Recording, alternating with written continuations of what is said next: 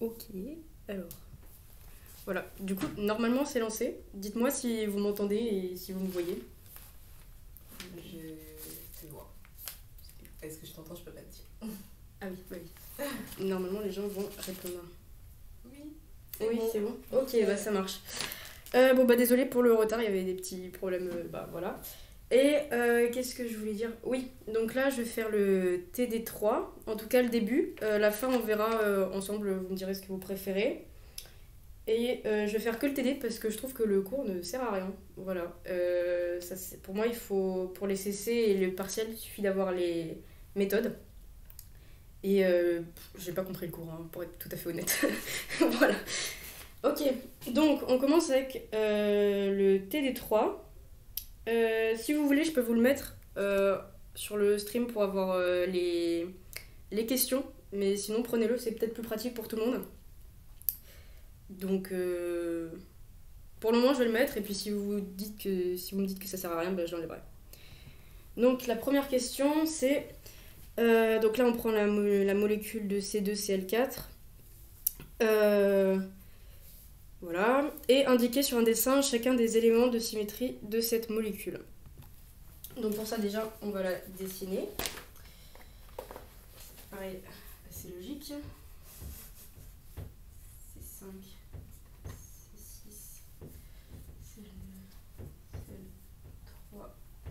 CL4.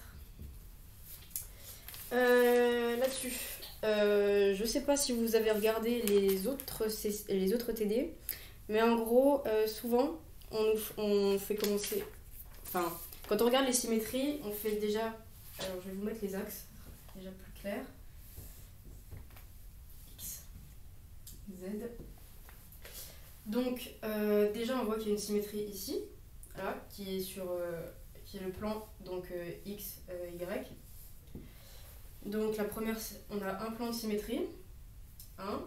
Ensuite, on voit qu'il y en a un là aussi, donc qui vient perpendiculaire au tableau, donc ça fait un deuxième. Et en troisième plan, on voit que en fait, le plan du tableau, là qui coupe, bah c'est pareil, c'est un plan de symétrie. Donc lui, je peux pas trop le représenter, mais ça va faire un troisième ici. Donc ça, donc déjà, on voit qu'il y a 3 plans de symétrie avec un S. Ensuite, on va regarder les rotations. Donc pour ça, on voit que si on se place ici au centre et qu'on tourne, hop, comme ça, dans ce sens-là, ça fait 1. Parce que si vous tournez là comme ça, le CL4 va venir sur le CL3, le CL3 va venir... Enfin, plutôt l'inverse. Le CL4 va venir en haut et le CL1 va venir ici. Enfin, ça tourne bien, quoi. Pareil, si on tourne autour de l'axe... comment dire, l'axe qui sort du tableau, là, celui-là... Non, attendez, je crois que je me suis perdue dans mes trucs, je vais la refaire. Donc, il y a celui-là. Il y a celui où on tourne et on tourne par-dessus.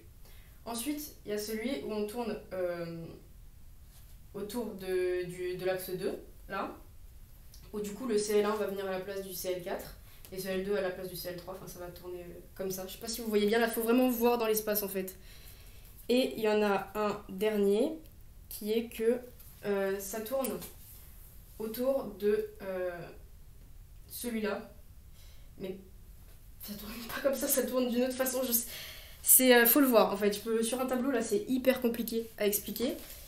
Faut juste le voir et bon, enfin, je peux pas vous expliquer plus que ça. Voilà. Et ensuite, il y a le centre de symétrie, donc c'est le point au milieu ici. Et voilà. Donc en tout, il y a 3 plans, 3 rotations et un centre. Voilà, c'est la réponse à la question 1. Ensuite, facultatif. En utilisant le schéma de reconnaissance des groupes de symétrie, retrouvez le groupe des 2H pour cette molécule. Alors ça, c'est très chiant. Voilà. En plus, surtout qu'ils ne vous donnent pas le tableau des 2H, il faut aller le chercher sur internet. Enfin, normalement, dans le CC, il vous sera donné. Mais je vous expliquerai en faisant la question d'après parce que pour le moment, ça sert à rien. Voilà. En fait, Ouais, non, je le fais pas, c'est... Vous saurez le faire normalement en faisant la suite. C'est très long, et puis j'ai pas le tableau des 2H, là, j'avoue. On considère le fragment 1 constitué des atomes de chlore seulement. Déterminer les caractères de la représentation du système Cl ayant pour base les OA P1 à P4 des atomes de chlore. Donc là, ça commence à devenir les trucs à vraiment retenir. Jusqu'avant, c'était des questions un peu préliminaires, on va dire. Mais là, ça commence à être les trucs, enfin, les méthodes vraiment dont il faut se souvenir. Pour ça, déjà, il faut le tableau des deux. Donc, il l'a pas donné. Je vais aller chercher sur internet, je vais le marquer ici.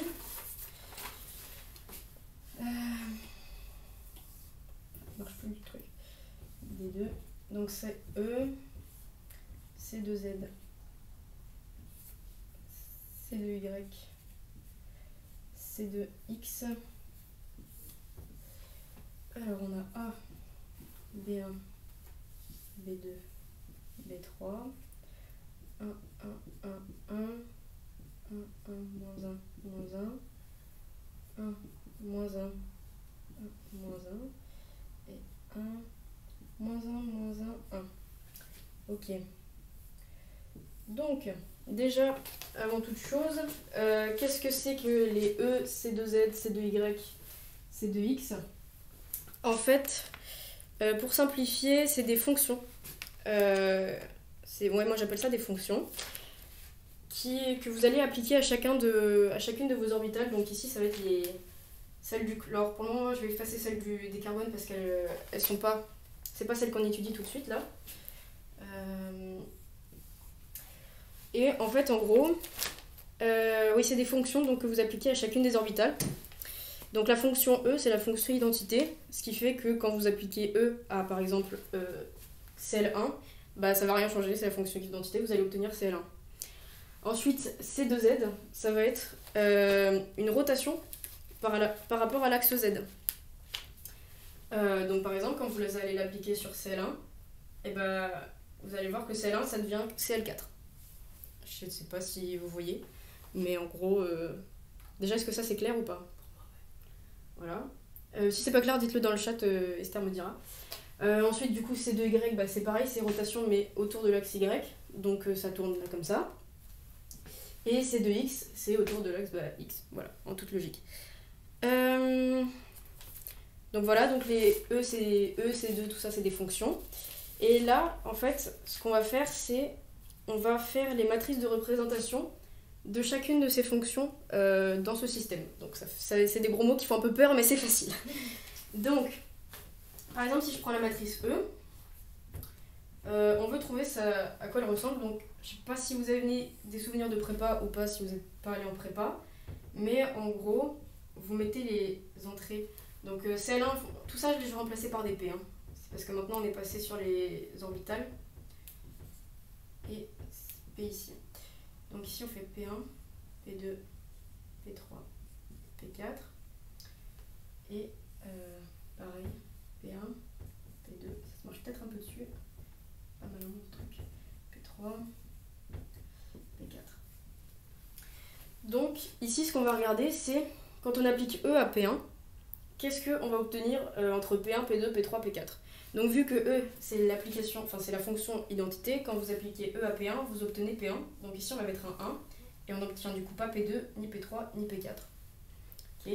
Ensuite bah, on continue. Donc quand on applique E à P2, on a P2 et on n'a pas les autres. Et ainsi de suite. On a tout ça. Donc ça, E c'est assez facile. Et donc ça c'est la matrice représentative de E dans le système P1, P2, P3, P4. T'as une question de Aurélie. Oui. Est-ce que P a un rapport avec l'orbital P? Oui, bah c'est ça. On les appelle les P parce que c'est les orbitales P du coup. Et ici c'est les PY je crois. Oui, celle-là c'est les PY. Voilà. Donc on continue. On fait avec la C2Z. Est-ce qu'on voit si j'écris plus bas? Oui, c'est bon. Il y a une question de Aline. C'est quoi les A, B1, B2, B3? C'est des bases quelconques. J'avoue que vous posez pas trop la question. Ouais, c'est des bases qui sont autres que c'est les bases P1, P2, P3, P4. Enfin, c'est... Ouais, c'est des bases. Après, en fait, c'est vraiment des maths très abstraites, quoi. C'est les espaces vectoriels appliqués à de la chimie quantique, c'est très compliqué, moi, je trouve. Du coup, c'est pour ça, regardez surtout les méthodes et comment on fait, et voilà. Donc, c'est 2Z. Donc là, ce qu'on va faire, on fait pareil. Quand on prend P1, il est où P1 ? Il est là. Et qu'on fait une rotation par rapport à Z, donc on tourne comme ça, qu'est-ce qu'on va avoir ? Ici, si on tourne comme ça, on va tomber sur le P4. Et ce qu'il faut se demander, c'est que là, il faut faire attention parce que elles ont un ordre. Enfin, je veux dire, elles sont... Vu que c'est des PY, il y a la boule pleine et la boule vide, enfin, vous voyez quand on représente l'orbital. Et il faut faire attention parce que quand on passe en dessous, par exemple, si je prends mon stylo et que je le mets face à vous, parce qu'en gros, c'est comme ça qu'elle est, la PY, le bouchon, on va dire que c'est le côté plein et le bout, c'est le côté vide. Quand on retourne en bas, on voit que le côté plein, il est passé derrière et le côté vide est passé devant. Comme ça. Donc ça veut dire que là, on tombe sur la P4, donc on sera dans la colonne de la P4 ici, mais on l'a inversé de sens, donc on met pas un 1, on met un moins 1. Je sais pas si c'est clair. Et une question, est-ce que le tableau sera toujours donné ? Oui, le tableau, oui. Enfin, si vous le donnez pas vraiment... oui, normalement, oui, c'est toujours donné. Ok. Donc là, on met les zéros sur les autres lignes. Et on continue avec C2 sur P2. Donc là, pareil, on passe à P3, toujours avec le moins. Donc on se met ici. Et le reste, c'est 0. P3, on passe ici, on passe sur le moins 2. 0, 0, 0. Et du coup, il n'en reste plus qu'une. De toute façon, c'est moins 1, 0, 0. Hop. Pour moi, ça veut venir très bas. Voilà. Si c'est pas clair, vous dites. Et j'ai des questions qui arrivent derrière. Donc ensuite, on continue. On fait pareil avec C2 autour de Y. C'est un peu trop haut. Et... Bon, rapidement, parce que si vous avez compris, je passe. Si jamais vous n'avez pas compris, dites-le dans les commentaires et je réexplique. Mais là, c'est pas le plus dur, donc on va passer. C'est des trucs... alors, 0, 1, 0, 0, 1.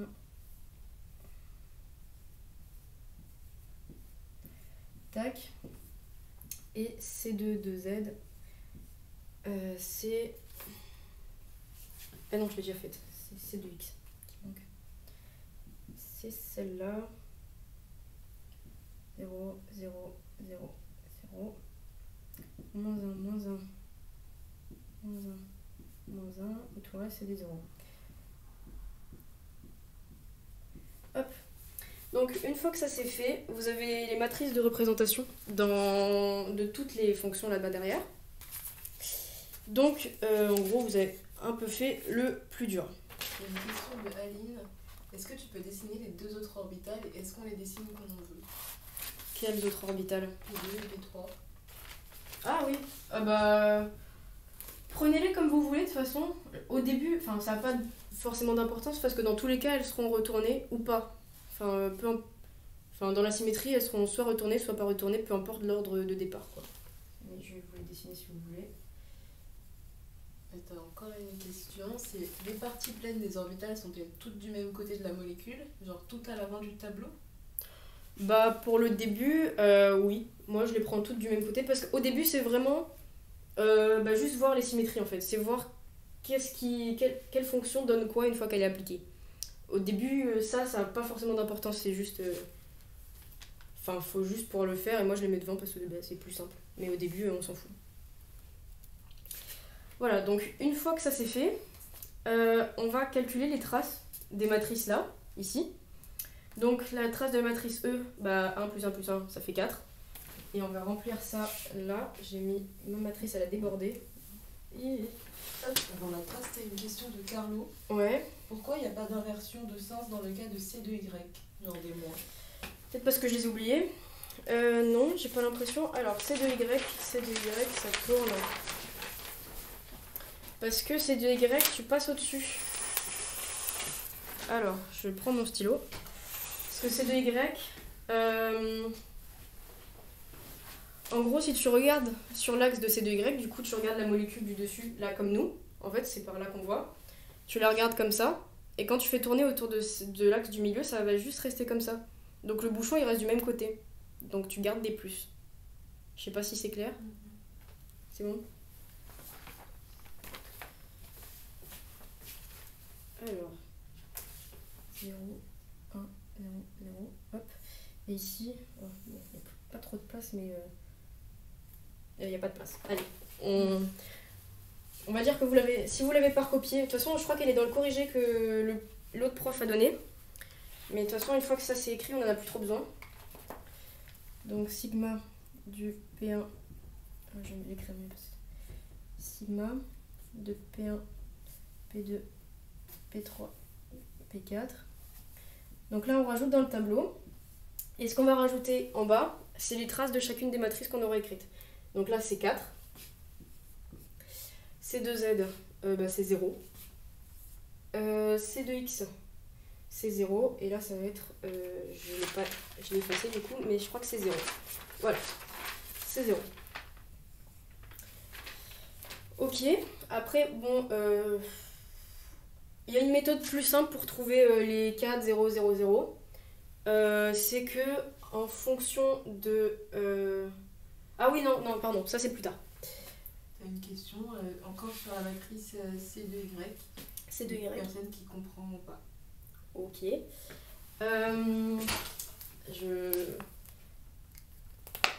Alors, comment expliquer mieux?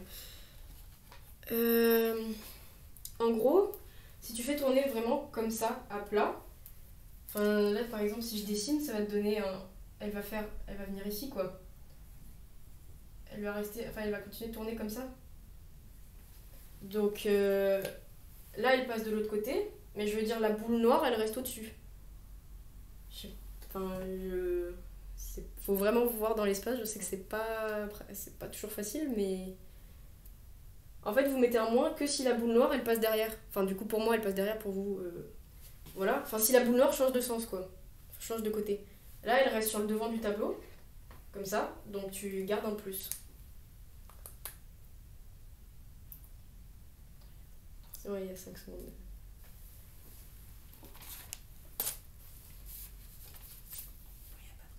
Pas de réponse, donc on va partir. Bon, si jamais c'est toujours pas bon, vous criez, mais voilà.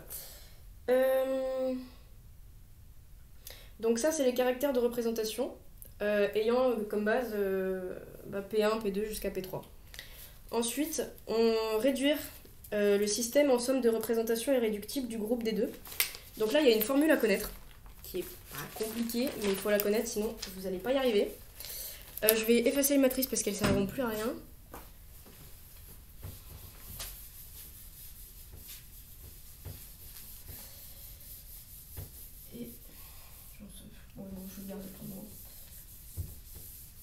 Donc,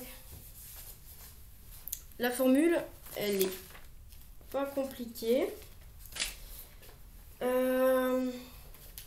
Alors, c'est sigma des P1, P2, P4. Donc c'est le système qui est égal à 1 sur H. Je vais vous expliquer après tout ce que c'est. La somme de... Bon alors, gamma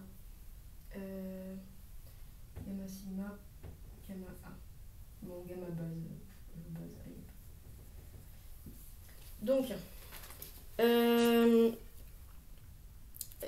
H, qu'est-ce que c'est? H, c'est le nombre de fonctions qu'il y a ici.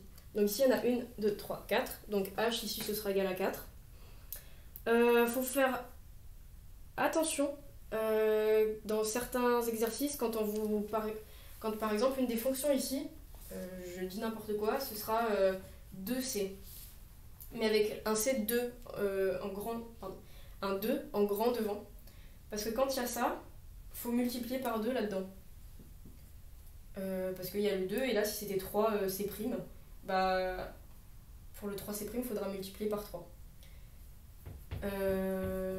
Je vous montrerai un exemple là plus tard. Donc, Oui, non, pardon. Je sais pourquoi je vais parler, excusez-moi. C'est parce que du coup, H, quand il y a un 2 devant, vous comptez, même si c'est dans une colonne ici, donc 2C, vous en comptez 1, 2, 3, 4, 5. Vous la comptez deux fois, la fonction là-haut. Donc par exemple, si c'est un 3C', bah, vous faites 1, 2, 3, 4, 5, 6. Voilà. Mais ici, on n'a que des coefficients simples, enfin, que des 1 devant. Donc H est égal à 4. Ensuite, les sigma du système et les sigma base. Pour expliquer simplement, je ne sais pas si vous verrez mes couleurs, mais je vais essayer. Mais en gros, le sigma ici, c'est celui-là.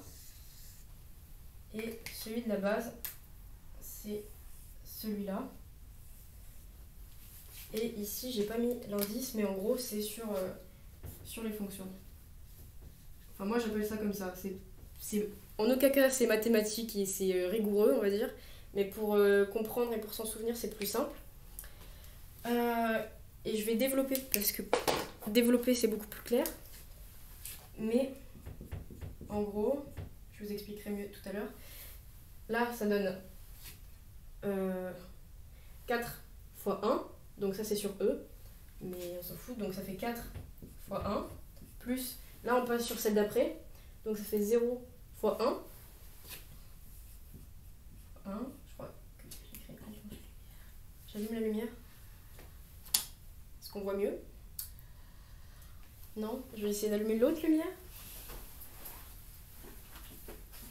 Est-ce que c'est mieux? En vrai, je peux pas te dire tout de suite, parce qu'il y a un tout petit décalage. Ah oui, c'est vrai. Mais, attends. J'ai pas mieux. Sinon, on peut prendre la lampe de bureau et zoomer, mais ça me paraît plus chiant. Attends. Ça va? Ok. Donc je reviens au milieu. C'était... Oui. Donc on était sur 4 fois 1, 0 fois 1, 0 fois 1 et 0 fois 1. Donc ça c'est sur A, pardon. En fait on se place sur la ligne A du coup, ici. Et on fait à chaque fois le produit en bas fois celui en haut. Et donc en gros bon, ça fait plus 0 ici. Et on se retrouve avec un 1 ici. Donc ça il faut le faire pour chacune des bases qui sont là. Donc là sur la base B1, elle va donner 4 fois 1, donc 1 quart, facteur de 4 fois 1, plus 0, oui, 0 fois 1, plus 0, etc. Pareil, on va avoir un 1, sigma B2, bon ça vient très bas pour moi là. Sigma B2, on va trouver la même chose, 1, et sigma B3, on va trouver 1 aussi. Jusque là, est-ce que c'est clair? Sinon, vous le dites à Esther. Tu avais une question pour le pourquoi H égale 4? H égale 4, ici parce qu'on a 4 fonctions. Donc on a E, C2, C2Z, C2Y et C2X. Ça fait 4. Et c'est ce que j'ai dit tout à l'heure, il y a des cas particuliers où quand... parce que là, vous voyez le C2, le 2 il est en indice ici. Mais quand le 2 est devant, vraiment en coefficient, vous comptez 2 fois la fonction. Donc il y a l'exercice... Je sais pas s'il y a un exercice ou là. J'ai plus en tête. Je sais que sur les CC, il y en a un. Celui de 2018. Où, par exemple, il y a la fonction 2C. Et celle-là, quand vous comptez le H, il faut la compter 2 fois parce qu'il y a un grand 2 devant. Mais sinon... Voilà. Je sais pas si c'était clair. Ok, merci beaucoup. Ok, bon, ça passe. Ok, donc là c'est bon. Et ce qu'on voulait, nous, c'était la somme de représentation irréductible du groupe des deux. Donc là, on voit que sur A, on a une fois un A en gros, que sur B1, on a un B, que sur B2 et B3, on a un B aussi. Enfin, B2, bref, vous avez compris. Et donc en gros, le sigma général de P1, P4, c'est égal à A plus B1 plus B2 plus B3. C'est bon.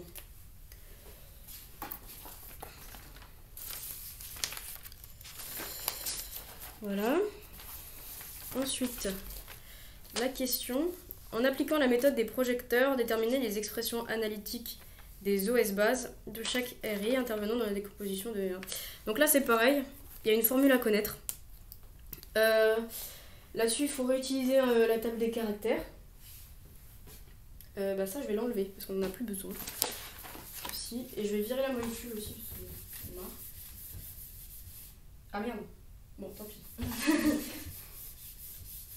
On avait peut-être besoin.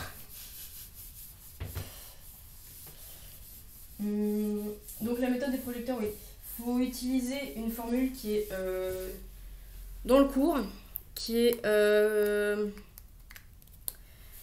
je vais vous donner. Voilà. Après, encore une fois, c'est à ma sauce parce que je trouve que le cours est incompréhensible. Donc c'est une formule que moi j'ai écrite. Et voilà. Donc, on va projeter d'abord le système. Il n'y a plus d'encre. Et là, oui. On va projeter d'abord sigma sur A, ici. Donc, et la formule, c'est...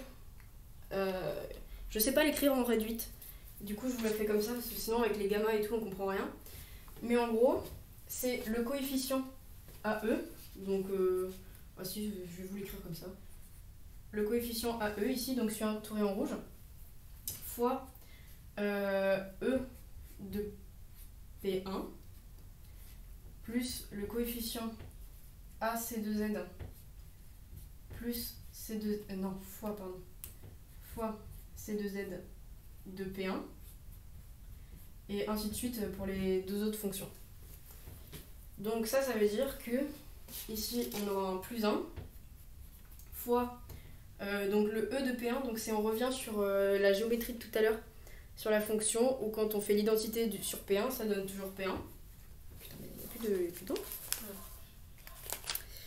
Le bleu, je crois qu'il... Sur ici, là-dessus. Donc quand on fait l'identité sur P1, on retombe sur P1. Oui, on voit toujours. Plus une fois... Quand on fait ces deux Z, j'aurais dû garder la molécule, j'ai été bête. Je vais la refaire. Environ ça. Non, il faut que je le garde aussi. Donc, on a P1, P2, P3, P4.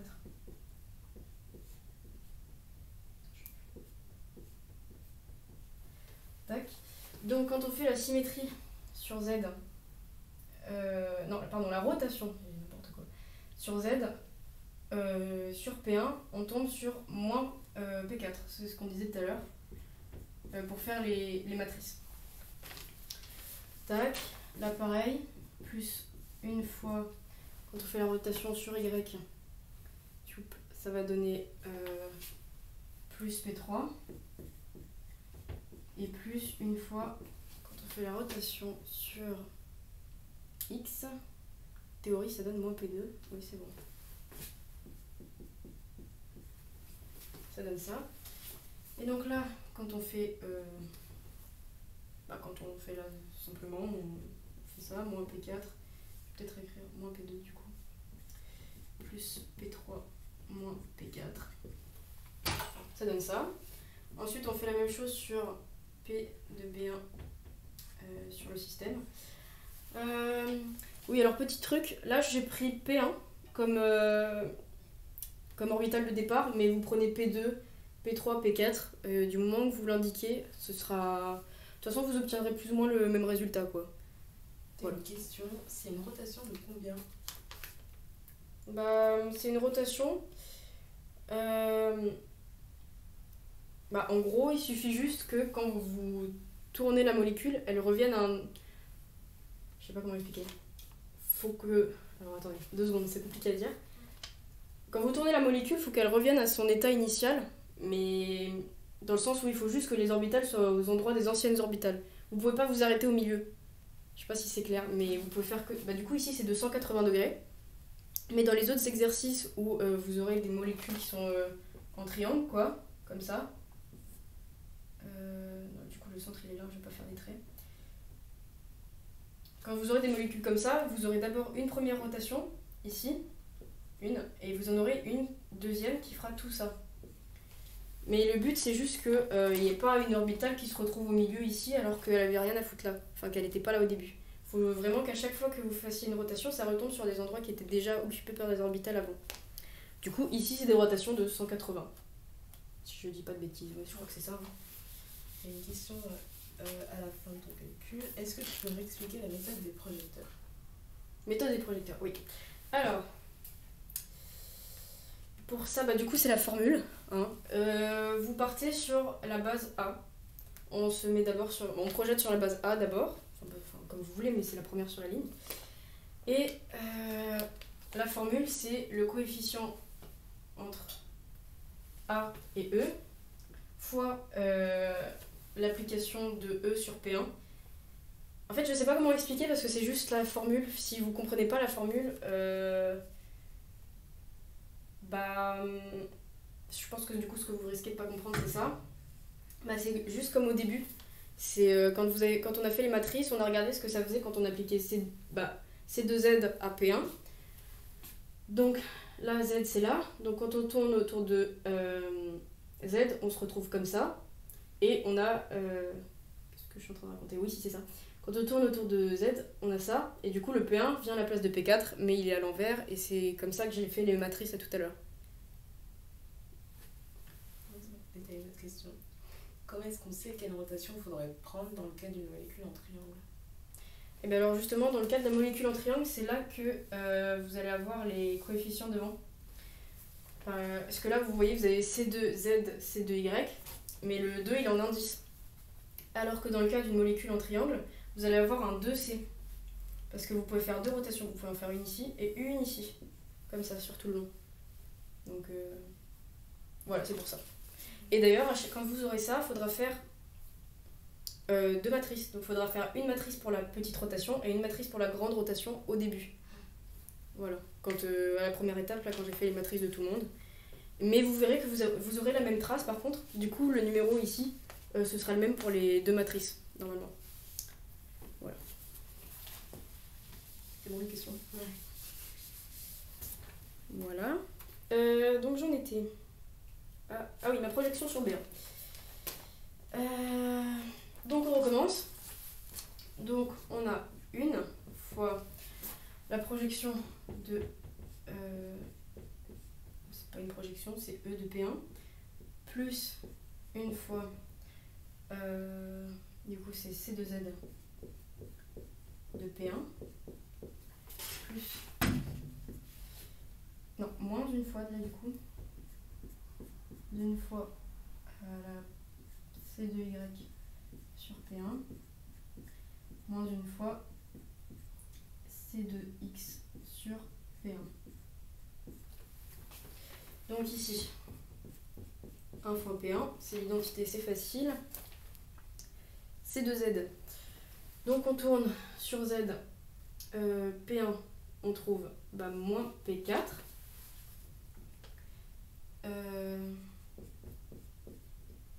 Oui, c'est ça. Moins C2Y. C2Y, on tourne comme ça, ça donnait plus P3. Et du coup, avec un moins à cause du facteur. Et C2YX. Qu'est-ce que c'est que ce truc? Merde, j'ai perdu. Et ça a donné du coup plus P4. Hein? Ah oui, non, non, plus P2. Attendez, 2 secondes, je me suis perdue aussi. Alors, le truc qui est comme ça. Tourne autour de X. Ah oui, du coup, ça donne moins P2, donc fois le moins, ça fait plus P2. Voilà, donc ça pour ça, je conseille de faire un petit tableau au tout début sur votre feuille ou un endroit où vous pouvez le retrouver assez rapidement. Où en fait, vous écrivez les effets de chacune des fonctions sur les orbitales. Donc, je sais pas si vous pouvez voir, mais moi, en gros, au début, alors c'est où la caméra? J'ai fait ça. Donc, en gros, j'ai dit que C2 de X, ça donnait moins P2, etc. Pour pas galérer à chaque fois et risquer de me tromper. Donc je l'ai pris au début, j'ai pris mon temps et j'ai fait ça. Et voilà, là je l'ai pas fait parce que j'ai pas la place sur le tableau. Mais c'est une petite astuce, voilà, c'est pratique. J'ai une question. Si on prend P1 pour la première projection, il faut la prendre pour toutes les autres après? Oui. Oui, oui. Enfin, j'avoue que j'ai pas testé les autres, voir si c'était juste, mais je te conseille de prendre P1 tout le long, dans le doute. Je pense que ça change rien, mais dans le doute, garde-la. Voilà. Donc là, on se retrouve avec P1 plus P2 moins P3 moins P4. Quand on fait la même chose sur les deux autres, si vous voulez que je détaille, vous me le dites, mais c'est la même méthode.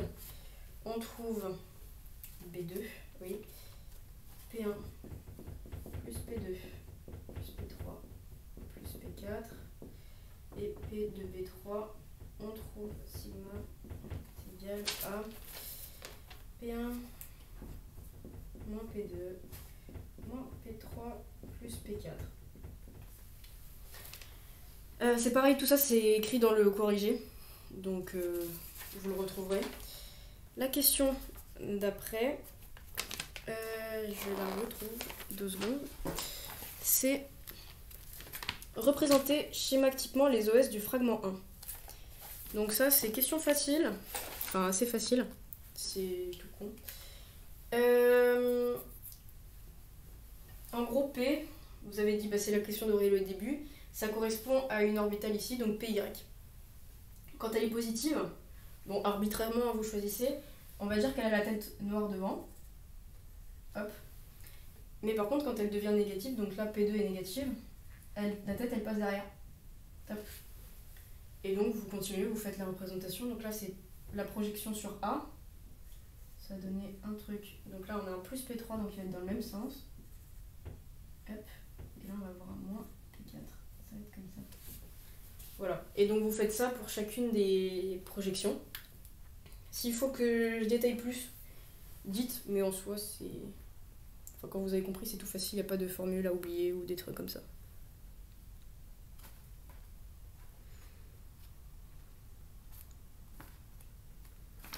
Hop. Alors du coup je vais continuer. Là donc on arrête de se mettre sur les chlores, on va passer sur les atomes de carbone. Donc on va effacer tout ça. Et en fait il faut comprendre pourquoi on fait par des groupes comme ça. C'est qu'en fait c'est des groupes qui ont quand même une certaine symétrie entre eux. Donc là vous voyez que ils tournent tous autour des mêmes axes, etc. Ils ont les mêmes... Et en plus c'est les mêmes atomes, c'est du chlore. Donc c'est plus simple de les regrouper. Une fois que du coup on a analysé ça, on va analyser maintenant les chlores. Les carbones. Parce que c'est les mêmes atomes et en plus eux,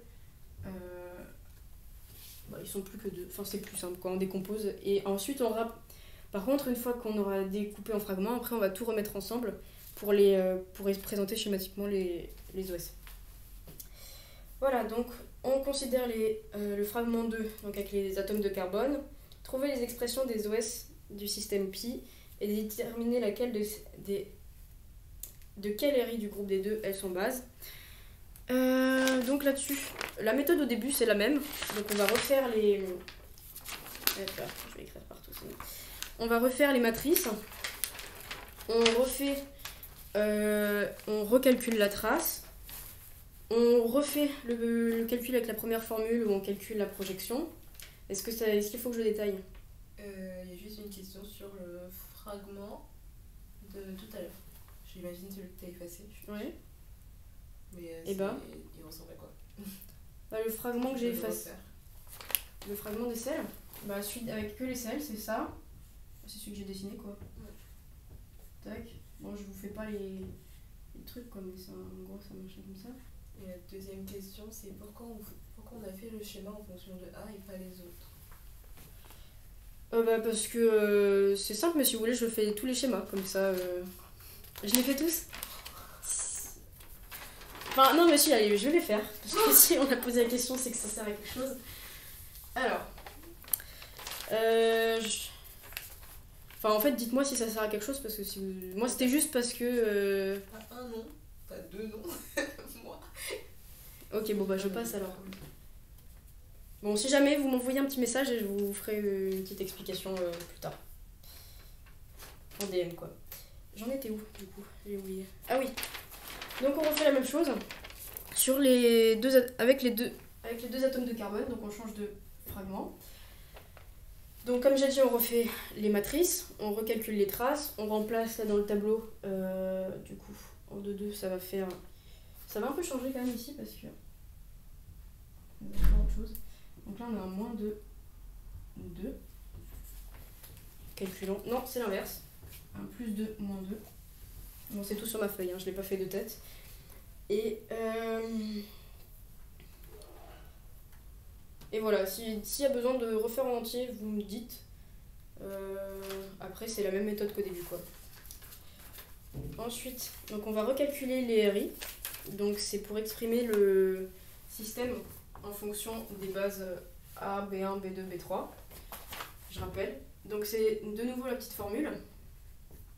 Donc 1 sur... donc ici on a 4 fonctions, 1 sur 4. Facteur de 2 fois 1 plus moins 2 fois 1 plus 0. Donc ça nous fait 0. Sigma sur B1. Bon bah pareil. J'accélère un peu parce que voilà. Si jamais vous avez besoin, encore une fois, dites, hein. Moi je le refais, il n'y a pas de souci, c'est juste pour aller plus vite et qu'on puisse faire plus de choses. 1 et sigma de B3, c'est égal à 1. Voilà, donc tout ça là, ça donne que le sigma de, du coup c'est plus P1, c'est, comment on les a appelés? Je crois qu'on les appelait, bah du coup P5 et P6.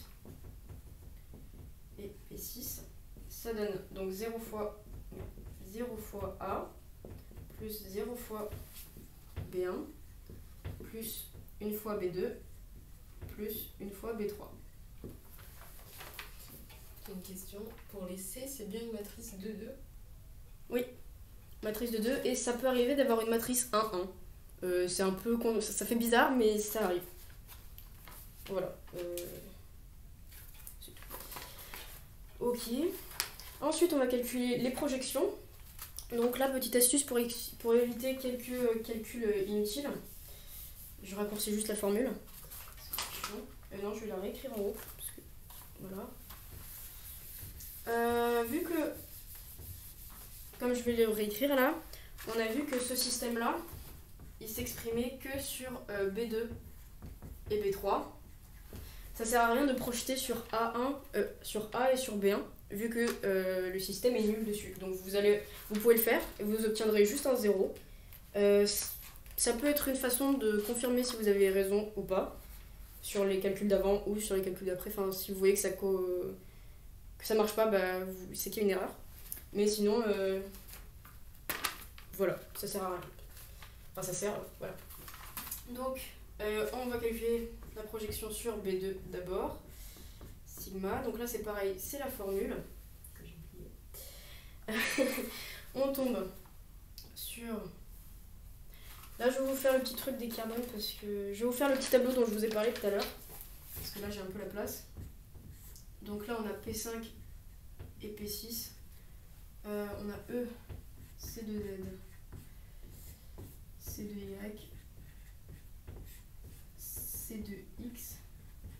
Et moi j'ai fait du coup forcément P5, P6. Et je vais vérifier, ça fait moins P5, moins P6, P6, P5 et moins P6, moins P5. C'est plus simple pour les projecteurs, ça va aller plus rapidement. Oups. Donc sur B2, on a 1 fois donc E de P5 là. Oui, ça c'est P5. Moins C2 de Z mince sur P5 plus C2Y sur P5, etc. Donc ça nous donne P5 plus P5 plus P6. Non, si c'est bon. Plus P6. Ensuite, sur P3, je vérifie juste que je ne sois pas plantée parce que voilà, là c'est bon. Et en gros, ça donne 2 facteurs de P5 plus P6. Là, on va voir, on fait la même chose, on se retrouve avec 2 facteurs de P5 moins P6 là-dessus. Donc, là, on a fait les 2 projections. On peut représenter du coup les orbitales. Donc celle-là, on va dire... Non, on va les représenter juste comme ça, donc ça me perd sinon. Donc celle-là, c'est les 2 atomes de carbone, donc on les met dans le même sens parce qu'il y a un plus. Hop, et là, il y aura les chlores, mais ils sont pas là parce qu'on les étudie pas. Et celui-là, ça va être tac et tac. Avec pareil les chlores sur les côtés, mais on les prend pas. Donc pas de question. Et oui, alors petit truc, c'est si jamais on vous demande de normaliser la fonction. Ici, vous ne prendrez pas le 2, même si vous l'avez calculé, ou n'importe quel chiffre que vous aurez calculé. Vous remplacerez par un n, ou enfin une inconnue que vous voudrez. Et quand il faudra normaliser, vous prendrez n fois P5 plus P6, et vous calculerez le n comme ça. Enfin, il faut faire... alors la formule c'est, hop, sur l'espace, du coup là ça va être... Je vais l'appeler phi1, phi5, et celle-là je vais l'appeler phi6. Et du coup ça va faire phi5, normalisé, il faut le h je crois, je suis plus sûre. Bon, je connais pas trop la formule, mais c'est un truc comme ça. Et du coup, c'est avec cet inconnu-là que, quand vous calculerez tout le truc, vous trouverez n comme ça. Mais là, il ne nous demande pas. C'est au cas où, quoi. Voilà. Ok. Donc, la question d'après. Voilà. Les questions facultatives, je les ai pas forcément faites. En fait, j'ai fait un truc, mais je suis pas sûre de si c'est juste ou pas. Voilà. Si vous voudrez, je vous enverrai. Enfin, si vous voulez, je vous enverrai ce que j'ai écrit. Mais vu que je suis pas sûre, je préfère pas le faire pour pas vous apprendre des trucs complètement faux. Donc, je vous enverrai ce que j'ai écrit. Et si ça vous intéresse, et voilà. Hop, là on passe au grand B. Je vais peut-être garder ça ou pas? Oui, je vais garder les petits dessins. Non. Donc, le grand B, je crois que c'est...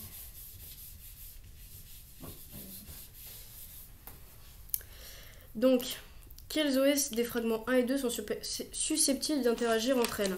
Donc, je vais vous réécrire toutes les OS. Donc là, je réécris celle du chlore.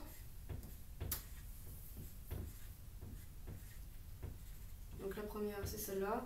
Après, vous pouvez le retrouver de tête aussi, hein, parce que c'est quand on fait les diagrammes d'énergie, c'est ce qu'on fait souvent.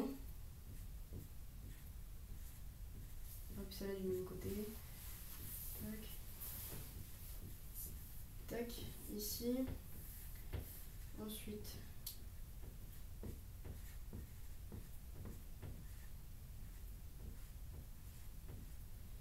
celle-là c'est celle du derrière et on change. Tac.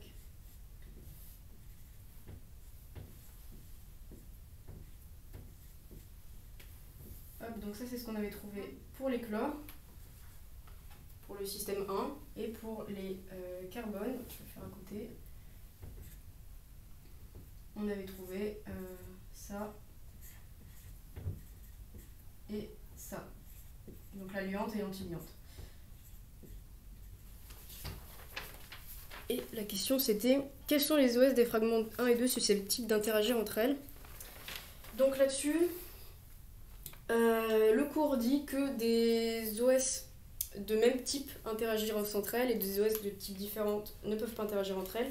Donc ça veut dire que une OS liante n'interagira jamais avec une OS non liante. Donc ça veut dire que celle-là elle est liante, elle n'interagira jamais avec celle-là parce que celle-là elle est non liante, vous voyez avec les plans nodaux et tout, là ce sera vraiment pas une OS qui sera stable. Ensuite, donc celle-là, elle va forcément interagir avec celle-là. Parce que, disons qu'elle sera beaucoup plus stabilisée. Mais par contre, elle ne pourra pas interagir avec celle-là, celle-là et celle-là. Alors ça, j'ai pas tout à fait compris, je vous avoue. Je pense que l'explication, c'est que elles peuvent interagir qu'avec une seule. Et donc, il faut trouver laquelle leur ressemble le plus. Donc celle-là, vous voyez que toutes les boules, les boules noires sont vers l'avant. Et ici, toutes les boules noires sont vers l'avant. Et là, vous avez la boule noire à gauche qui est vers l'avant et la boule noire à droite qui est vers l'arrière. Et comme vous voyez que là, c'est plus long que ici, moi j'ai mis toutes les boules noires de gauche ensemble. Je sais pas si c'est très clair, mais en gros, elle irait mieux ici que là. Parce que je sais pas, ça marche mieux quoi. Je sais pas si je peux comprendre que c'est pas clair. S'il y a des questions, n'hésitez pas. Donc les seules interactions possibles, c'est la 1 avec la... Ouais, je vous mets A ici. B, C, D. Et la 2 avec la B, du coup j'ai dit. Et donc voilà, c'était quoi exactement la question?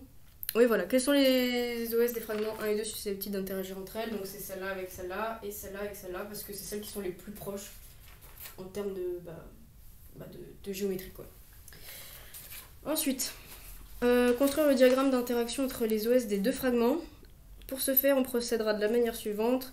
Sur deux axes énergétiques verticaux, on placera les niveaux d'énergie des OS de chaque fragment. Bon, question A. Justifier l'ordre énergétique des OS, en particulier dire pourquoi les OS du fragment 1 sont proches en énergie les unes des autres. Alors, qu'est-ce que j'avais fait? Alors, comme on a vu tout à l'heure, pour tout le système, on est... pour chacune de ces orbitales, on avait un A plus B1 plus B2 plus P3. Enfin, disons que je vais vous ressortir les formules. Parce que même moi, je m'en souviens plus. Mais en gros, quand on fait leur projection, chacune est sur à la fois P1, P2, P3 et P4. Donc ça veut dire qu'elles sont sur le même niveau d'énergie. Et donc elles sont dégénérées. En plus, il n'y a pas d'action directe entre elles. Ça veut dire que avant d'interagir entre deux atomes de chlore, il faut passer par les atomes de carbone qui sont ici. Donc elles ne se repoussent pas tant que ça entre elles et elles ne s'attirent pas plus que ça non plus. Donc au final, quand on fait un diagramme d'énergie, donc vous savez, c'est les trucs là où on met l'énergie, les liantes en bas et les antiliantes en haut, elles vont être à peu près au même niveau ici. Voilà. Représenter schématiquement les orbitales moléculaires obtenues. Donc ça, c'est quand on fait la petite addition dont j'ai parlé tout à l'heure là. Donc là, je vais avoir besoin d'un peu de place.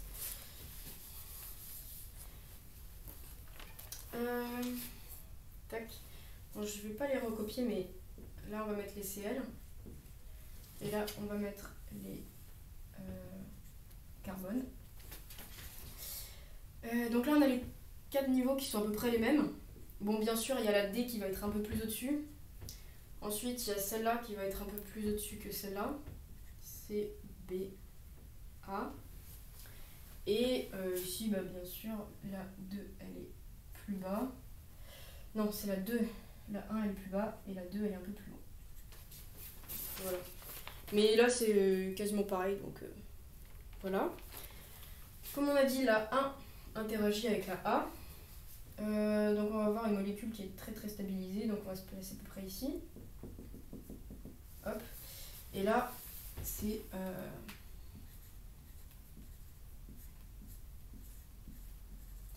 on recopie juste la liante. Hop. Ça donne... mince. Ça donne ça, quoi.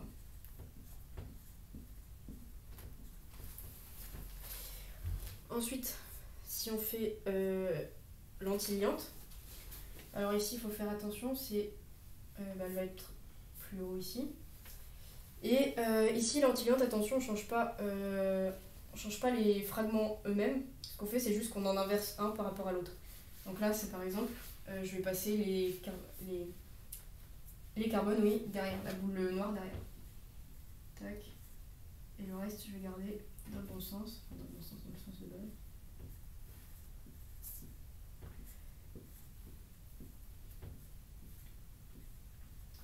Ensuite, on a deux là qui sont... non, deux là qui sont toutes seules. Parce qu'elles se lient pas. Alors, juste... Hop. Tac, tac, tac, tac, tac, tac. Elle se lie pas, donc c'est des non-liantes. C'est ce qu'on disait. C'est comme d'habitude, hein, quand elles se lient pas, elles n'ont pas changé. Je vous les refais pas parce que ça va vite devenir un peu brouillon. Et pour la dernière, bah, on fait comme avec la 1 et la A. Mais juste, du coup, elles seront moins stabilisées ici et elles seront beaucoup plus déstabilisées en haut. Voilà. Si vous n'avez pas compris, dites-le. Mais voilà.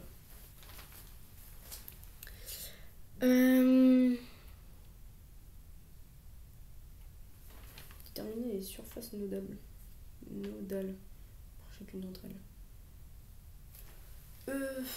Bah, j'avoue que j'ai pas répondu à cette question. Je sais plus ce que c'est. J'avais marqué facile, mais je m'en souviens plus. Donc bon. Voilà. Et ça, ce sera dans le. C'est de la correction. Hein. Je pense que si j'ai marqué facile, c'est que c'est un truc un peu bête, quoi. Et après. Voilà. Donc après, toute la suite, c'est plus. Enfin, j'avais trouvé que c'était assez facile. Après, si. Enfin, c'est vraiment des trucs un peu basiques, quoi, comme ça, où c'est les interactions, laquelle est la plus déstabilisée, laquelle est la plus stable, pourquoi il y a des liaisons qui sont plus grandes que d'autres. C'est des trucs un peu basiques, du coup je les ai pas fait.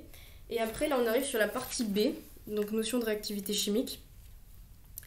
Celle-là, si vous voulez, je vous la fais. Mais ce qu'il y a, c'est que quand j'ai regardé les partiels et les CC des années d'avant, à aucun moment on se sert de ça. Par contre, ce qu'on fait beaucoup, c'est la méthode de Huckel, donc dans le TD1. Et surtout la méthode de Huckel. Et je regarde juste si je peux faire le TD2. Donc moi, je vous propose de faire le TD1. Si ça vous va, je le fais. Par contre, je l'ai moins bien préparé que celui-là. Donc, enfin, je sais le faire, je pense, mais... Non, je saurais le faire, normalement. Il y a une question de Aline. Comment est-ce que tu savais où placer les niveaux d'énergie A, B, C, D, 1, 2 Bah, c'est fait avec... je sais plus comment ça s'appelle, là, c'est de la chimie. C'est les orbitales, les orbitales moléculaires, en fait. Quand tu vois que toutes elles sont du même côté, bah forcément c'est beaucoup plus stabilisé que quand elles sont toutes dans des côtés inversés. Tu sais, c'est les histoires de plans nodaux et tout ça. Et donc celle-là, elle est plus stable que celle-là, celle-là et celle-là. Et entre les deux ici, vu que celles-là, elles sont plus proches que celle-là et celle-là, j'ai dit que le fait de ne pas les avoir ensemble, ça déstabiliserait beaucoup plus que si on n'a pas ensemble les deux qui sont éloignés. Donc j'ai fait dans cet ordre-là. Donc j'ai fait A, ensuite B en plus stable, et après là ça commence à devenir moins stable, c'est C et D. Et sinon t'as Aurélie qui propose le TD1 plutôt. Enfin, qui préfère le TD1. Ok. Bah, on va faire le TD1. C'est quoi ça? Ok, bon bah on part sur le TD1. Je l'efface.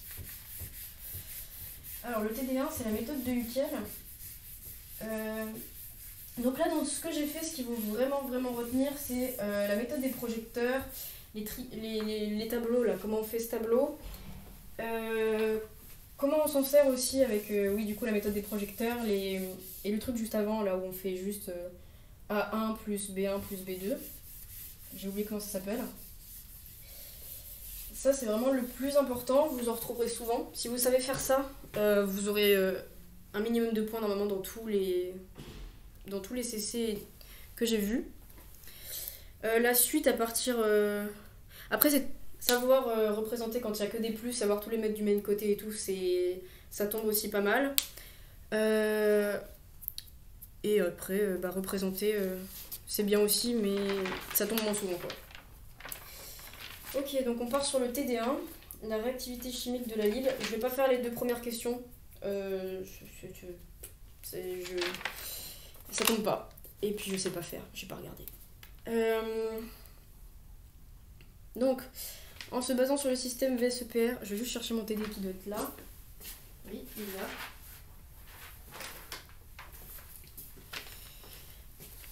Alors, en se basant sur le modèle VSEPR, déduire le nombre de doigts et d'électrons participant dans le système pi du radical allyle. Donc le radical allyle, ici on prend que les carbones, parce que c'est que le système pi. Donc il y a 3 carbones, donc forcément il y aura 3 OA. Et voilà, et donc le nombre d'électrons pi, il y en aura 3 aussi, parce que il y a un point sur le radical. Le radical est comme ça. Et donc il y en a 2 ici, ici et ici, et il y en a un 3e ici. Voilà. Bon, après, ça c'est une question qui tombe pas souvent, si vous n'avez pas compris, c'est pas très grave. Ce qui est vraiment important, c'est ce qui va suivre, c'est la méthode de Heckel avec l'équation séculaire, etc. Ok. Donc, écrire sous forme générale les équations séculaires et le déterminant séculaire du système pi de l'allyle sans démonstration. Bon, avant de faire ça, déjà ce que je pense qu'il est important de rappeler, ça c'est un peu du cours quand même, c'est que la méthode de Heckel, c'est quoi? C'est que quand vous prenez des orbitales qui sont à côté, elles vont se transférer et de l'énergie et du recouvrement en gros. Et quand on veut voir ces interactions-là, donc c'est ce que je vais écrire H après et S ensuite, c'est la façon dont elles vont interagir, en gros. Donc moi j'ai pas tout compris sur la théorie, la seule chose que je sais c'est la pratique, c'est que si les deux ils sont à côté, alors il y aura une interaction entre les deux, et ça va vous donner un coefficient, donc ouais, si c'est ça, donc si on prend plusieurs orbitales et on enlève le dessin là, on va en prendre 4 au pif, ou par exemple reprenez non, on va en prendre 4, P2, P3, P4, si on fait l'interaction entre 1 et 1, H de 1 à 1, ça va vous donner, d'après la méthode de Heckel, ça va vous donner alpha. Il y a un calcul derrière, je suis pas sûre de savoir le faire, je suis pas sûre que ce soit vraiment vraiment utile. Je crois que c'est donné dans les... Quand on dit qu'on utilise la méthode de Heckel, on dit qu'on utilise ça en gros. Ensuite, quand on a H de I, J avec I-J inférieur à 1, donc en gros quand entre P1 et P2, P2, P3, P3, P4 ou P3, P2, enfin ce genre de choses quoi, quand la différence entre les deux elle est que de 1, on dit que le recouvrement c'est égal à bêta. Après il va y avoir une histoire de S, je sais pas trop compris non plus ce que c'était, mais juste quand c'est le S sur la même chose, il va y avoir donc S de 1, 1 par exemple ça va être égal à 1, et si c'est S de 1, 2 ça va être égal à 0. Voilà, donc ça c'est les trucs, de toute façon je vais le redire juste après. Mais si on vous demande qu'est-ce que dit la méthode de Heckel, en gros elle raconte ça. Voilà, c'est juste le cours. Le démontrer, j'avoue que je sais pas faire, je crois. Moi, je suis restée sur les bases, je suis restée sur TD. Donc l'équation séculaire, ici on a 3 carbones du coup, qui sont là. Donc on a 3P. Ils sont moches, hein.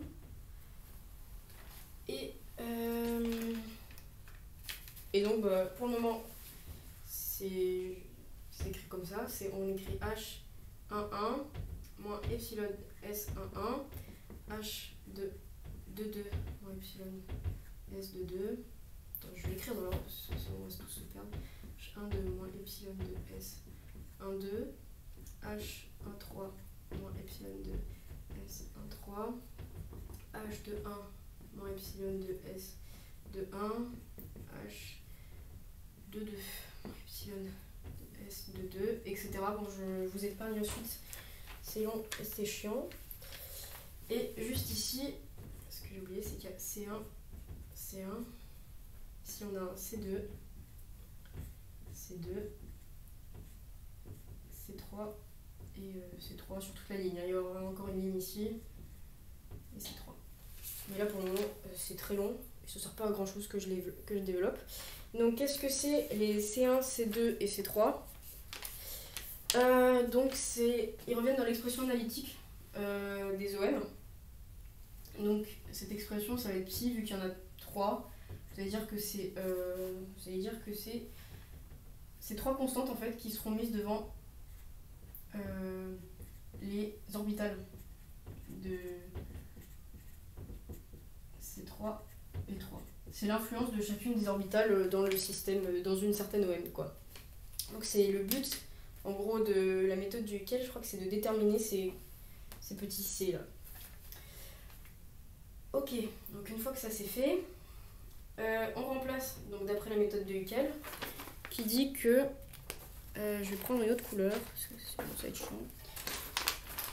qui dit que, comme j'ai dit tout à l'heure, quand c'est du même, quand c'est HII avec le même I, ça va être alpha. Quand c'est H de 1, ça va être bêta, c'est juste quand il y a 1 de différence. Par contre ici, ça va être égal à 0 parce qu'entre 3 et 1, il y a plus de 1 de différence, donc elles sont trop loin pour interagir en fait. Ensuite, S11 c'est égal à 1, et par contre S21 c'est égal à 0 parce que la différence entre les deux, elle est de 1. Donc ça c'est pour le Huckel simple, par contre il y a une histoire avec le Huckel étendu, mais ça va être beaucoup trop long si j'en parle aujourd'hui, donc on va rester sur le Huckel simple, de toute façon ça tombe quasiment pas, le Huckel étendu. Et voilà, donc si on simplifie, en utilisant ça, on se retrouve avec une équation, enfin un système, bref, on se retrouve avec alpha moins epsilon, facteur de C1, bêta C2, 0, bêta C1, alpha moins epsilon C2 et bêta C3, 0, bêta C2 et alpha moins epsilon. Il n'y a pas de question là? Ok, bon, tant mieux. Oula, c'est mal écrit. Voilà. Donc ça, c'est l'équation séculaire. Simplifiée, enfin, on va dire, à laquelle on a appliqué la méthode de Huckel. Donc, une fois qu'on a ça, on va séparer les coefficients. On va d'abord essayer de calculer ça là.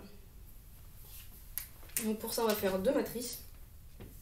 Ils sont alpha moins epsilon, alpha moins epsilon, alpha moins epsilon, 0, non, bêta, bêta, bêta, bêta, 0, 0, tac, fois C1, C2, C3. Et on va chercher à voir quand est-ce qu'elles sont égales à 0. Donc pour ça, on va faire le déterminant. Donc c'est le fameux déterminant séculaire. X. Je pense que là j'ai passé dans les questions, mais c'est juste la suite logique, quoi. Oh, t'as une question. Ouais. C'est des équations, on peut mettre des plus. C'est vrai que je crois que je les ai oubliés. Oui, il y a des plus. Oui, oui, bien sûr. Il y a des plus, oui. Bon, j'ai pas trop la place, mais rajouter des plus.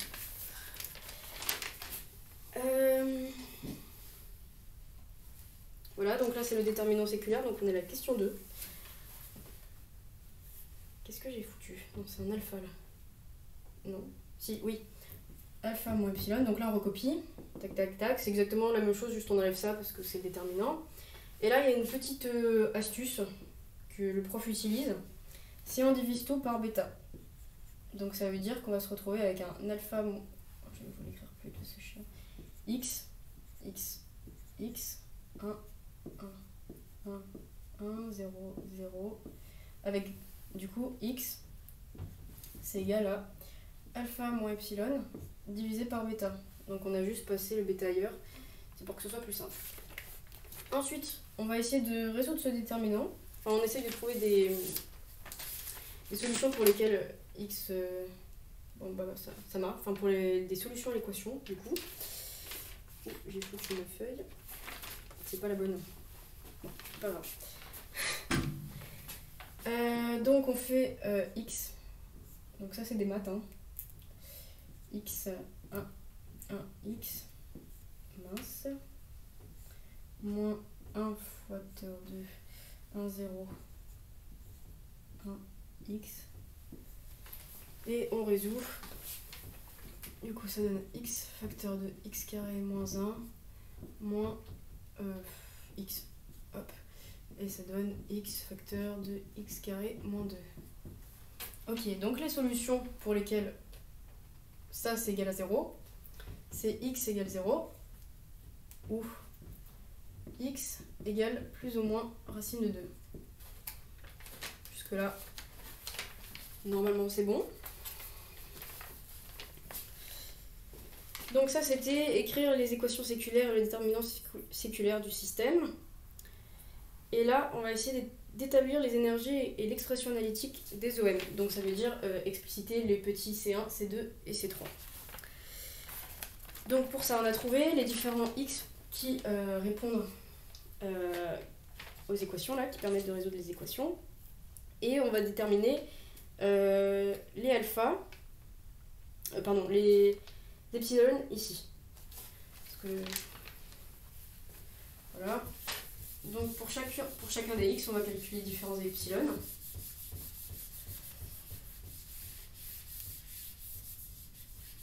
Je peux le passer aussi. Donc pour x égale moins racine de 2, on a alpha moins epsilon 1 sur bêta égale à moins racine de 2, ce qui donne que epsilon 1 c'est égal à alpha plus racine de 2 bêta. Alors je crois que alpha et bêta, oui voilà c'est ça, alpha et bêta sont négatifs, les deux. Ensuite x égale à 0, ça donne que epsilon 2 c'est égal à alpha. X égale plus racine de 2, ça donne que epsilon 3 c'est égal à alpha moins racine de 2, bêta. Ok. Là-dessus, on va les placer sur un petit truc des énergies. Donc, on va la plus faible énergie, donc ça va être vu que les deux sont négatifs. Oui, ici. Vu que les deux sont négatifs, ça va être celle-là. Oui, c'est bon. Epsilon 1, epsilon 2, epsilon 3. Donc, c'est les trois différents niveaux. Ensuite, avec ça, on va chercher les valeurs de C1, C2, C3. Et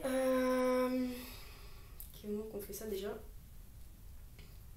Oui, on reprend l'équation du coup du début que j'avais écrite et que j'ai bien sûr effacée, qui est, je suis désolée, ça va être un peu bazar, qui est que on a x C1 plus plus 1 C2 plus 0 C3 égale à 0. Et du coup C1, C2, C1 plus x fois C2 plus C3 égale 0 et 0 plus C2 plus x C3 égale à 0. Donc ça on va essayer de les... On l'utilise et on va essayer d'exprimer C2, C3 et C1 les uns en fonction des autres. Donc si on prend pour epsilon 1, donc x égale moins racine de 2, on se retrouve avec faire le calcul, donc ça fait moins racine de 2 plus C2 égale à 0, ça donne que C2 égale à, et j'ai oublié le C1 ici, racine de 2 C1. On fait pareil avec les différents étages et on retrouve que C2 c'est égal à pareil, plus racine de 2 C3 et que et au milieu que racine de 2 C2 c'est égal à moins C1 moins C3 non, plus, parce que là il y a un plus aussi. Je crois que c'est ça, je vérifie juste. Ouais, on va dire. Donc ça montre quand même que C1 est aussi. Ça montre que C2 égale racine de 2 C1 égale racine de 2 C3. Donc ça montre que C1 c'est égal à C3 quand même. Et quand on remplace là-dedans, on a du coup le psi, ça donne c'est égal à C1, P1, plus 1 sur racine de 2 C2, non C1, pardon. P1 P2 plus C1 P3. Parce qu'on remplace du coup avec les valeurs qu'on a trouvées juste avant. Voilà. Ensuite, on normalise pour calculer C1. Je suis désolée, c'est un peu laborieux, mais ça, j'avais pas. Ça fait longtemps que je l'ai fait, donc je m'en souviens plus trop. Voilà. Du coup, c'est ce que je disais. On normalise. Donc on fait psi étoile intégrale sur l'espace dv égale à 1. On fait tous les calculs. Est-ce que je les ai là? Oui. Donc ça donne que on a l'intégrale sur l'espace de C1 facteur de P1 plus 1 sur racine de 2P2 plus P3 C1 étoile, bon du coup ça fera C1 P1 plus P2 racine, donc P2 sur racine de 2 plus P3 dV égale à 1. Et ça donne que C1 carré, ça fait P1 carré, enfin le P1, oui c'est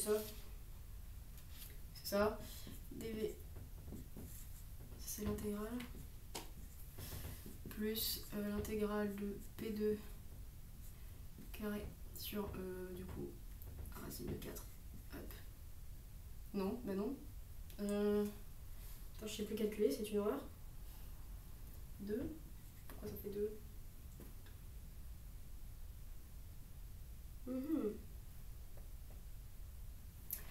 Je crois que je me suis trompée juste au-dessus. Ah oui, bah oui, non. Il y a une erreur. C'est là. C'est racine de 2, c'est un peu 1 sur racine de 2.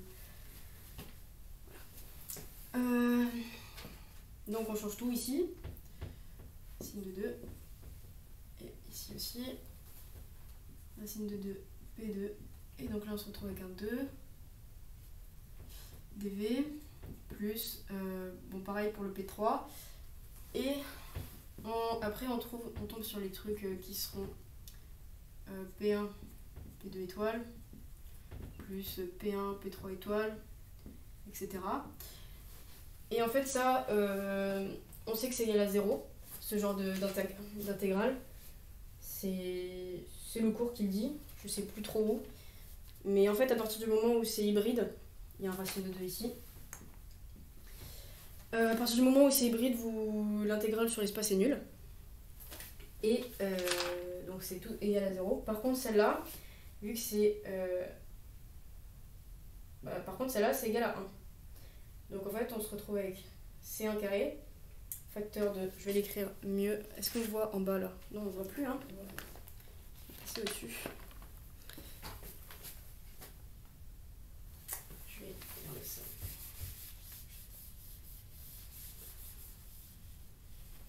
Et ça j'enlève. Hop là. Donc on continue. Égal à 1, toujours. Et donc on se retrouve avec C1 carré, facteur de 1 plus 1 plus 1. C'est ça? Pourquoi j'ai un truc bizarre? Attendez, il y a un truc que... je sais pas. Ah oui, non, il y a un 2 ici.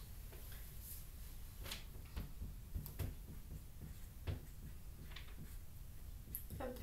Ouais, c'est le 2 là que j'avais oublié. Faut faire attention au calcul, hein, c'est chiant, mais voilà, faut faire attention. Tac. Et donc ça fait que C1 carré fois 4 égale à 1. Et donc ça fait que C1 est égal à 1 sur racine de 2. Non, 1 sur... Attends, je suis vraiment nulle, hein. 1 sur 2. Parce que les P c'est comme des psi. Pourquoi les P c'est comme des psi? Parce que t'as la condition de normalisation avec la première intégrale. C'est comme des psi. Ouais, je pense. J'avoue que encore une fois le cours c'est pas trop... Ouais, il le disait pas ça. Ah ouais? Bah Vu que tous les exercices se font comme ça, j'aurais déduit que c'était ça. Je sais pas. Mais voilà. Donc, ça nous donne ça. On a calculé le C1. Est-ce que c'est clair tout ça? Je vais le laisser 3 minutes. Si c'est pas clair, dites-le parce que sinon je vais l'effacer. Et on va remplacer du coup le premier psi. Parce que vu qu'il y a plusieurs x en solution, il y aura plusieurs psi. Donc là c'est le premier psi. Psi 1, c'est égal à 1 demi P1 plus... Merde. Bon, bah, c'était le racine de 2 ici. Hein. 2 C1 P2 plus racine de 2, donc ça fait racine de 2 sur 2 P2 plus 1 demi de P3. Et donc on factorise pour avoir un peu la forme de tout à l'heure. P2 plus P3 pour que ce soit plus clair. Et encore le racine de 2 que j'ai oublié. Et ça, après, vous pouvez le représenter comme on a fait tout à l'heure. On fait tuc, tac.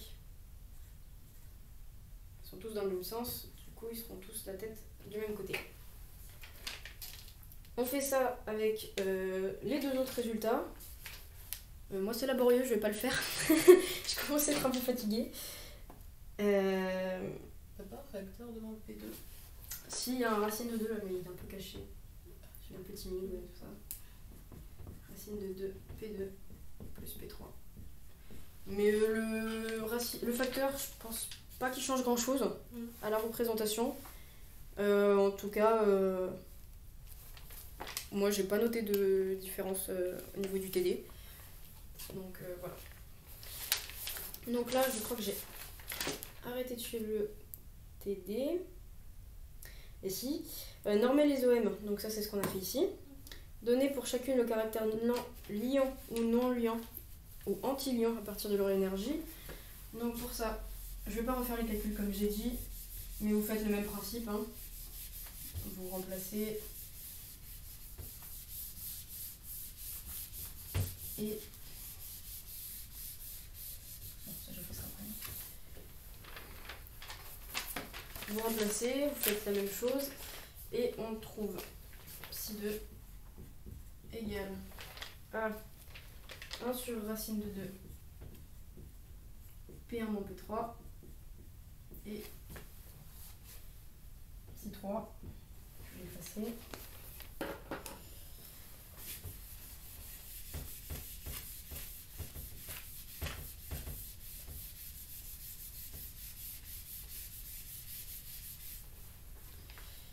Psi 3 c'est 1 sur 2 facteur de...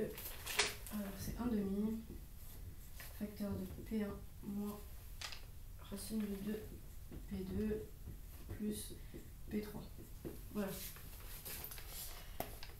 Donc là on peut les représenter. Pareil, donc il y en a un qui a la tête devant, un qui a la tête derrière. Hop, comme ça. Ici, tête devant, tête derrière, tête devant. Hop là, donc qui est liant, qui est anti-liant? Donc lui c'est liant, ça se voit parce qu'ils ont tous la tête du même côté. L'anti-liant c'est lui. Et lui, il est non liant. Mais pourquoi? Je ne l'ai pas écrit. Et j'ai oublié. Bon, parce qu'il en faut 3, j'imagine. Bah, je pense que... Ah bah si. Parce que vu qu'il a que 2 têtes, ça veut dire qu'il s'est pas lié à une des têtes du milieu. Donc ça veut dire que... Bah, voilà. Si on reprend le fragment, en fait, de tout à l'heure, si on refragmente, en fait, on va le refaire. Tac. Si on refragmente, il y a un carbone ici, donc C1, C2, C3. Et en fait, si on prend les deux là, la symétrie, on prendrait plutôt les deux là ensemble parce qu'ils sont symétriques par rapport au milieu, on va dire. Et donc, je pense que ce qui s'est passé là, c'est qu'on a pris ces deux là ensemble. Donc on a les deux bouts ici. Et celui-là, on l'a pris tout seul, sauf que celui-là, il peut être que liant ou anti-liant, donc il a que 2 liaisons possibles. Et là, il s'est pas lié, parce que c'était pas... il s'est pas lié avec celle-là, quoi. Voilà, donc celle-là elle est anti-liante. Parce qu'il manque une boule, quoi. Voilà. Faire un schéma des niveaux d'énergie ainsi qu'un schéma représentatif des OM montrant leur caractère, bah ça c'est... vous faites les 2 traits et vous mettez dans l'ordre croissant.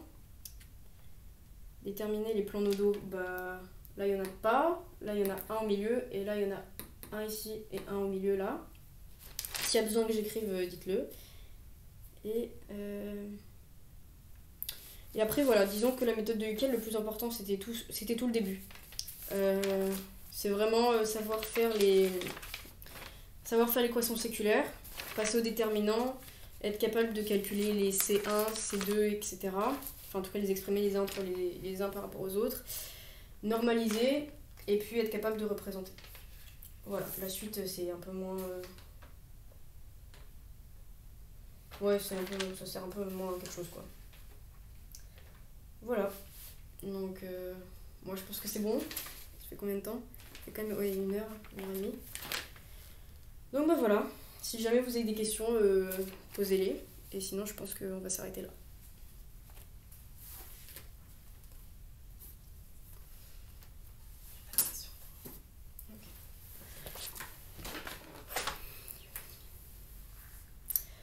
Bon, bah vu qu'il n'y a pas de questions, au pire vous me les enverrez en message et j'y répondrai. Voilà, bah merci à tous et bon courage pour les révisions. Au revoir.